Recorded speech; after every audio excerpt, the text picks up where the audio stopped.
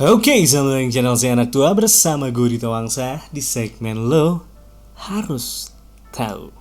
And let's go guys. Lo harus tahu, masa nggak tahu? Alright guys, so apa kabar semuanya? Semoga kalian semua baik-baik aja, semoga kalian semua sehat-sehat aja tentunya. Dan kali ini gue mau ngebahas tentang Game of the Year. Jadi ini sebuah request sebetulnya dari seseorang yang pernah tulis di komen gue, dan gue langsung tertarik karena emang ini menarik banget menurut gue, dan gue akan sangat senang untuk membuat list yang satu ini. Dan kalau ngomongin Game of the Year, sebenarnya banyak banget event yang membuat perhelatan tersebut dan memberikan banyak sekali penghargaan dengan title Game of the Year. Tapi yang mau gue bahas sekarang ini adalah based on the Game Awards, dimana gue bisa bilang bahwa the Game Awards ini adalah salah satu yang paling bergengsi, paling banyak dipertimbangkan juga kalau penghargaannya datang dari the Game Awards ini. Dan sebelumnya namanya adalah Spike Video Game Awards ya. Jadi sampai 2013 tuh namanya masih Spike Video Game Awards. Sampai akhirnya TV show-nya di 2013 itu sudah tatot ya. Jadi diambil alih dan berubah namanya jadi The Game Awards. Jadi sebenarnya dari 2014 baru pakai nama Game Awards. So, mari kita mulai. Gue akan sebutkan 7 Game of the Year versinya The Game Awards dari 2004 sampai 2010. So, let's begin the list. Yang pertama gue mulai dari tahun 2004 dan di sana ada Grand Theft Auto San Andreas. Yes, GTA San Andreas. Dan kalau kita ngomongin GTA, dan historinya ya, gue itu main GTA sejak GTA itu masih top down ya, dulu di PS1. Jadi kalau kalian yang belum tahu, GTA yang pertama itu adalah masih top down, dilihat dari atas ya gitu, dan sangat sederhana animasinya, tetapi benar-benar sudah bisa mendeliver keseruan yang memang pengen mereka deliver aja di game itu, dimana ada kebebasan kalian mengeksplor, nyuri-nyuri mobil gitu ya, dikejar-kejar polisi, dan melakukan berbagai macam aktivitas di dunianya GTA. Dan tiba-tiba GTA datang dengan GTA 3-nya di tahun 2001. Dan di tahun 2004 mereka ngerilis lagi GTA San Andreas, dan gak perlu dipertanyakan lagi sih sebetulnya kenapa di 2004 game ini bisa jadi juaranya. Walaupun di 2004 itu banyak banget game yang super keren, mulai dari Metal Gear Solid 3 yang Snake Eater, terus ada Vampire The Masquerade's Bloodlines juga yang cukup banyak juga penggemarnya, dan game yang udah pernah gue bahas juga dan kartnya ada di atas nih kalau kamu mau lihat. Gue bahas game ini, yaitu adalah Fable yang rilis juga di tahun yang sama, dan masih banyak lagi sebetulnya, tapi nggak bisa dipungkirin semenjak keberhasilan dari GTA 3 yang merevolusi game GTA ini dari top down menjadi 3D pada tahun 2001 lalu. Game jagoan dari Rockstar ini selalu menjadi game paling ditunggu perilisannya, dan masih menjadi game sejuta umat sampai hari ini. Wow. Sure he in East Los Santos. Kita lanjut ke tahun 2005, dan di sini ada Resident Evil 4. Yes, kalau ngomongin seri dari Resident Evil, ya siapa sih gamers yang nggak kenal sama Resident Evil? Siapa juga yang mostly main lah mereka di masanya. Dan kalau kalian mau tahu, Resident Evil 4 ini masih menjadi salah satu the best video game ever made, yang pada masanya memang cukup banyak banget hal baru yang dibawa oleh game yang satu ini kalau kita bandingin dari seri kedua dan ketiganya, dimana dia bawa si Leon S. Kennedy ini dengan perspektif yang baru, yaitu adalah over the shoulder view, dimana over the shoulder bisa gue bilang juga memang mulai populer semenjak saat ini, saatnya Resident Evil 4 ini dirilis. Lalu aimingnya juga udah free aiming, gak ribet kayak yang 2 dan yang ketiga. Ditambah lagi dengan ceritanya sih, menurut gue ceritanya juga cukup bagus dan cukup berbeda ya dari settingan yang kedua dan ketiga. Voice actingnya juga keren, dan karakternya yang juga ada dalam performa terbaiknya lah. Dan di sini juga ada Ada Wong juga kan. So nggak heran kalau Resident Evil 4 ini masih jadi favorit banyak orang, dan mau di remake nih ya katanya. Ya cukup banyak orang juga yang setuju dan tidak setuju dengan remake-nya. But kalau mau di remake, tolong yang bagus ya. Alright, kita lanjut ke tahun 2006, dimana kita akan bertemu sebuah game yang sebetulnya tidak saya mainkan, yaitu adalah The Elder Scrolls 4 Oblivion. Ya, siapa juga sih yang gak kenal sama seri RPG dari Bethesda yang satu ini? Ya gue sendiri tahu sebenarnya sejak dari Morrowind, karena om gue juga main ya. Tapi jujur gue gak pernah mainin. Bahkan yang Oblivion ini juga gak main ya. Gue cuma mainin yang Skyrim. Udah pernah gue bilang juga ya di video yang mana gitu. Gue udah pernah bilang.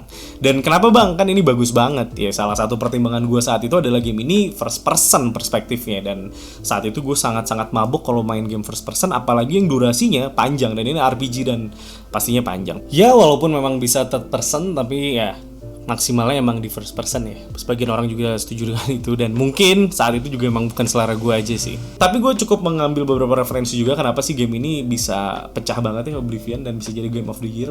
Karena di masanya juga hampir semua teman gue mainin game ini sih. Jadi sejak suksesnya Morrowind, tentunya Oblivion ini ditunggu-tunggu dan hadir dengan beragam perbaikan dibandingin Morrowind juga, termasuk grafik, voice act-nya gitu ya. Kalau grafik sih udah jelas ya, voice act juga. Untuk setiap NPC-nya juga udah kebagian voice act juga, dan tentunya ceritanya juga lebih baik, dan ada detail-detail yang membuat game ini menjadi lebih kompleks dengan dunia yang terkenal juga cukup luas untuk dieksplor ya, dan banyaknya juga hal yang udah di-upgrade di sini. Terus namanya juga tetap bawa nama The Elder Scrolls ya, nggak terlalu mengherankan sih bisa dapat Game of the Years. Dan katanya beberapa teman gue bahkan game ini masih worth it buat dimainin sekarang, versi PC-nya ya khususnya.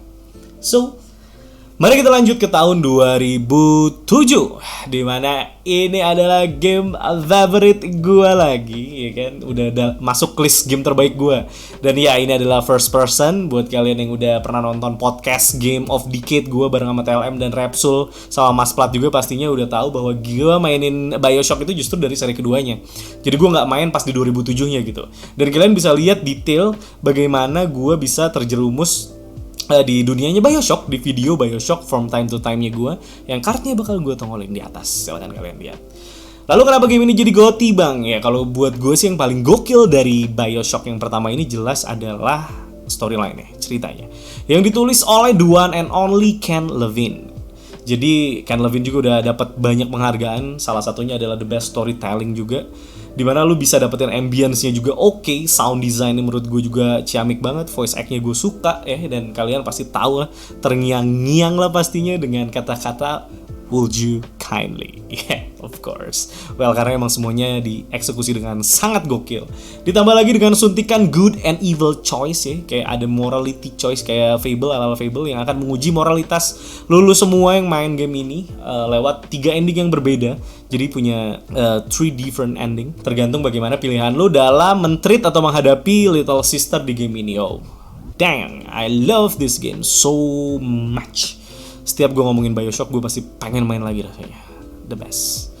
Oke, kita lanjut ke tahun 2008 dan another GTA game yang jadi juaranya. Dan Niko Bellic, siapa gamers yang gak kenal sama Niko Bellic ya, gak perlu panjang lebar sih buat jelasin game ini kenapa bisa dapat Game of the Year, karena jelas game ini di hari pertamanya tuh bisa dapetin $310 juta.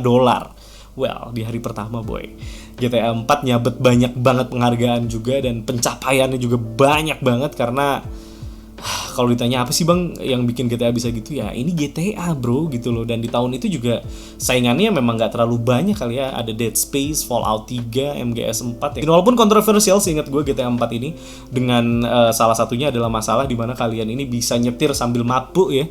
Tetapi sekontroversialnya GTA, ya ini adalah GTA ya. Semua orang suka GTA, anak kecil suka, yang orang dewasa juga suka. Jadi ya GTA 4 Niko Bellic di 2008. Mari kita lanjut ke tahun 2009.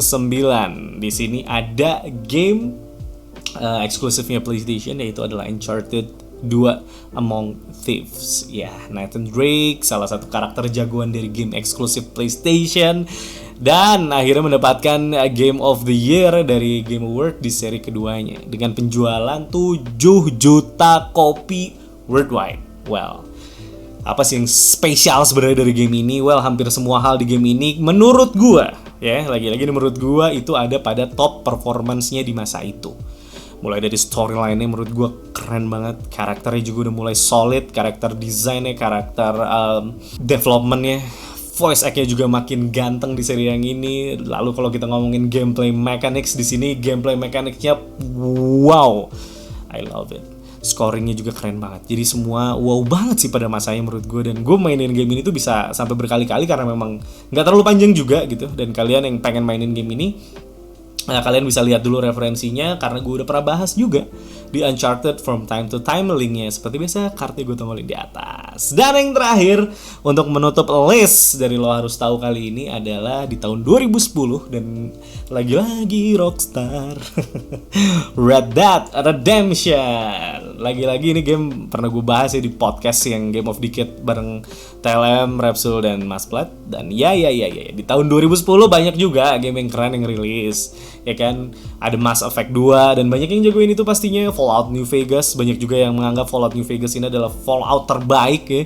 Lalu BioShock 2, dimana gua baru pertama kali mainin BioShock ya di tahun 2010 ini. Dan game kebucinan gua ya, yang membuat gua bisa menjadi sangat bucin dengan seri ini, yaitu adalah Assassin's Creed yang merilis Brotherhood di saat itu. Tapi kalau harus menilai untuk sebuah Game of the Year, ya jelas gue sangat setuju dengan Red Dead Redemption. Kenapa? Karena yang pertama ini adalah game-nya Rockstar. Well, gue gak bilang game-nya Rockstar akan selalu pasti bakal jadi yang pertama, pasti bakal jadi Game of the Year, enggak juga. Tapi, well, kalau ngomongin game Rockstar ya rata-rata pecah gitu. Kedua, ini bukan GTA ya, jadi sesuatu yang baru dari Rockstar. Siapa juga orang yang gak peduli gitu ya, pasti semua orang peduli dengan, well, tiba-tiba Rockstar ngeluarin game yang bukan GTA. Dan ya ini IP barunya Rockstar juga dengan settingan yang jauh banget dari settingannya GTA. Well, lu jadi cowboy di sini. Story-nya juga super apik.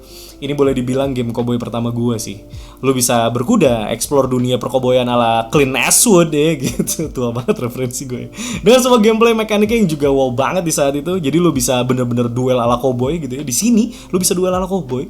Terus juga bisa bounty hunting juga, dan lu bakal ngerasa kayak superhero-nya cowboy gitu ya. Dan di game ini juga ada aspek morality yang feel-nya mengingatkan gue lagi-lagi sama Fable, di mana moralitas kita ini akan berpengaruh pada behavior atau kelakuan para NPC ke kita.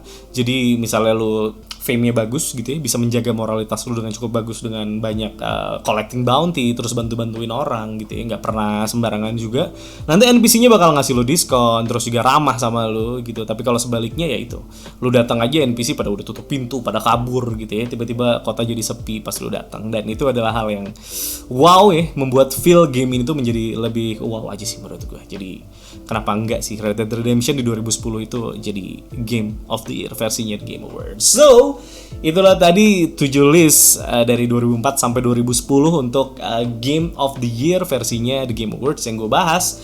Dan ini adalah part 1, tentunya part 2-nya akan gue rilis di minggu depan ya. Jadi kalian ingetin gue. Takutnya gue lupa, tapi pasti gue bahas. So, gitu aja dari gue di Toangsa untuk segmen Lo Harus Tahu kali ini. Dan silahkan tulis di bawah juga, mungkin di era ini kalian ada versinya kalian sendiri, Game of the Year-nya kalian sendiri kan, tulis aja di kolom komentar dan kita diskusi kecil-kecilan juga di bawah boleh. Oke, gitu aja. Jangan lupa untuk subscribe channel saya Anak Tua kalau suka dengan video-video yang gue bikin. Jangan lupa juga buat like, comment, dan yang paling penting adalah share, karena berbagi itu indah teman-teman. Jangan lupa juga follow Instagram Anak Tua di @anaktua_, dan merchandise-nya yang mudah-mudahan lebih produktif lagi dan kalian bisa langsung kunjungin @PLY Original. Siapa tahu ada yang lagi di PO-in gitu ya dan kalian suka, langsung aja di order guys. Alright, gitu aja. Play Original, Bang Amin Original, dan jangan lupa bersyukur. Bye-bye.